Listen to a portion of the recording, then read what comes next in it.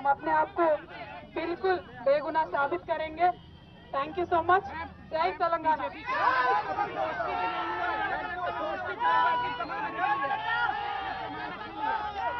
ఎవరి గురించి చెప్తే అవసరం లేదు, మనము నేను తెలంగాణ బిడ్డను, నేను కేసీఆర్ బిడ్డను, నేను తప్పు చేసే ప్రసక్తే లేదు, నేను మొండిదాన్ని మంచిదాన్ని అనవసరంగా జైలుకు పంపి నన్ను జగమొండిని చేసిండ్రు.